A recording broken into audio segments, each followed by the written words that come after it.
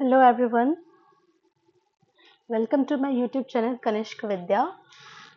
आज के इस वीडियो में हम देखेंगे what are data types in SQL. Data types SQL में कौन कौन से होते हैं, मेनली कौन कौन से डेटा टाइप्स हम एसक्यूएल में यूज़ करते हैं और किस डेटा टाइप को हम सुटेबल मानते हैं फॉर पर्टिकुलर ऑपरेशंस। तो इसकी डेफिनेशन देखें कि डेटा टाइप होता क्या है। तो डेटा टाइप डिफाइन करता है कि कौन से कॉलम को कौन सी वैल्यू होल्ड करवानी चाहिए। जैसे अगर मैं अपना नाम लिखती हूँ तो मुझे नाम के साथ एसक्यूएल के कौन से डेटा टाइप को यूज़ करनी चाहिए। अगर मैं एज लिख रही हूँ तो एज के साथ कौन सा डेटा टाइप सबसे अच्छा सुटेबल होता है। तो मेनली इस वीडियो में हम with the help of hands on ये देखेंगे कि कौन से डेटा टाइप के साथ कौन सा कॉलम एसोसिएटेड रहेगा, पर्टिकुलर कॉलम के साथ हम क्यों स्पेसिफिकली उसके साइज के अकॉर्डिंग डेटा टाइप पिक कर रहे हैं। फॉर एग्जाम्पल अगर मैं एज को स्टोर करवाना चाहूँ, अगर मैं अपना एज स्टोर करवा रही हूँ तो ज़रूरी नहीं है कि मैं इंटीजर ही यूज़ करूँ। पर इंटीजर क्यों यूज़ नहीं करना चाहिए या कहाँ पर इंटीजर यूज़ करनी चाहिए, ये जानने के लिए सबसे पहले हमें स्पेस कॉम्प्लेक्सिटी पे ध्यान देना होगा। फॉर एग्जाम्पल अगर मैं एज स्टोर करवा रही हूँ तो एज एक स्पेसिफिक नंबर होगा जो कि बहुत ज़्यादा साइज होल्ड नहीं करेगा। इसके लिए हम छोटे साइज से भी काम चला सकते हैं। तो हम टाइनी इंट लेंगे, बिग इंट लेंगे या इंटीजर लेंगे, ये सोच करके भी हमें डेटा टाइप को पिक करना होगा। ऐसा नहीं कि मैं एज स्टोर करवा रही हूँ तो जस्ट मैंने क्या ले लिया, इंटीजर ही ले लिया, नहीं। तो हम मेनली यहाँ पे टाइनी इंट देखेंगे, बिग इंट देखेंगे, डेसिमल देखेंगे और दो और कैर और कैर को भी कैसे लेते हैं, डेट को भी कैसे लेते हैं, ये मैं इस वीडियो में आपको एक्सप्लेन करूंगी। तो the first thing is create table and the name of the table is employees। तो मैंने एम्प्लॉय नाम का एक टेबल क्रिएट कर दिया। यहाँ पे मैं ओपन पैरेंथेसिस, ओपन और क्लोज पैरेंथेसिस दे दी। इसका मतलब मैंने क्या किया, एक टेबल क्रिएट किया है एम्प्लॉय नाम का, ठीक है।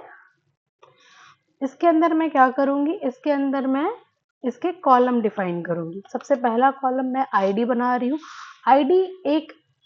आईडी इंटीजर वैल्यू होल्ड करेगा। क्यों होल्ड करेगा, ID will hold integer, why, because ID की वैल्यू बड़ी भी हो सकती है। कहीं अगर मैं एम्प्लॉय हूँ और तो वो आईडी हो सकती है मोर देन 6 डिजिट भी हो, मोर देन 6 डिजिट भी हो या फिर उससे ज़्यादा हो, कम हो, तो मुझे नहीं पता आईडी किस वैल्यू को होल्ड करेगी। तो मैंने इंटीजर यहाँ पर डिफाइन कर दिया है इसे, ठीक है। आईडी इंटीजर ले लिया मैंने। उसके बाद जो मैं दूसरा कॉलम डिफाइन कर रही हूँ वो है नेम का। मैं एम्प्लॉय का नेम डिफाइन करूंगी जिसपे मैं लिख रही हूँ कैरेक्टर डेटा टाइप, इसे मैं असाइन कर रही हूँ। कैरेक्टर डेटा टाइप जिसकी साइज कितनी है 30। आप कितने भी वेरिएबल साइज यहाँ पे डाल सकते हैं, मतलब इतने मैक्सिमम साइज के नेम को यहाँ पर मैं होल्ड करवाऊंगी, ठीक है। उसके बाद नेम हो गया, आईडी हो गया, फिर मैं एज एक कॉलम बना लेती हूँ जिसके लिए मैं टाइनी इंट डेटा टाइप को यूज करने वाली हूँ। वाई टाइनी इंट, बिकॉज मुझे एज स्टोर करवाने के लिए बहुत बड़े डेटा टाइप इंटीजर की जरूरत नहीं है, इंटीजर या बिग इंट की जरूरत नहीं है। टाइनी इंट से भी मेरा काम हो जाएगा।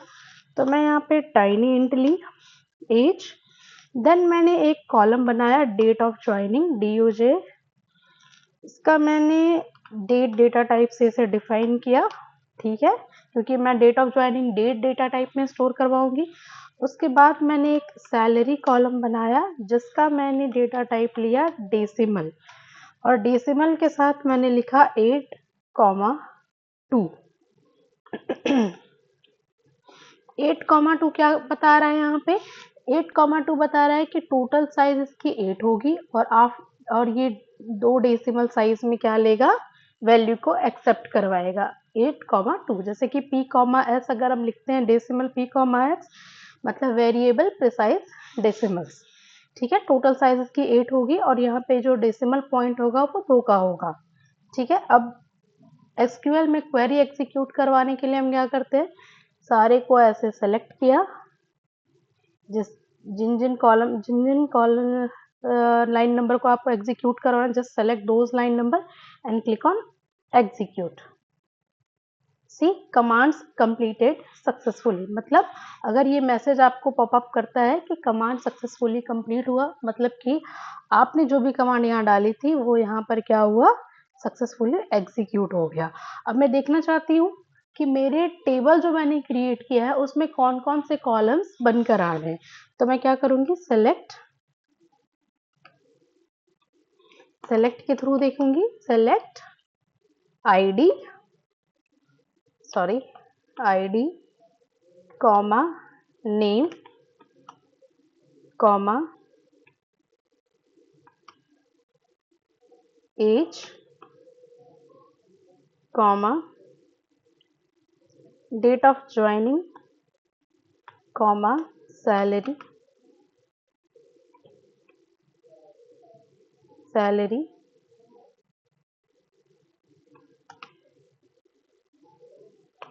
From which table, from employees table।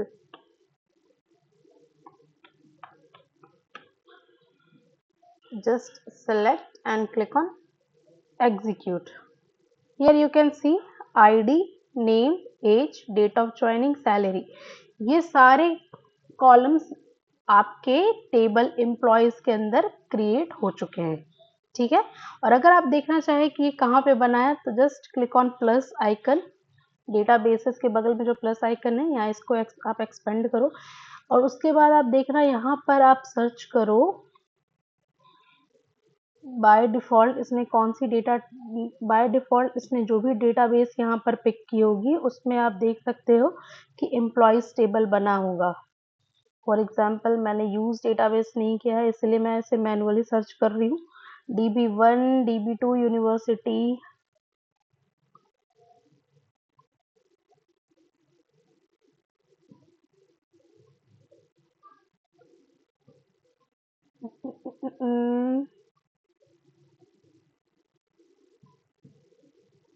System database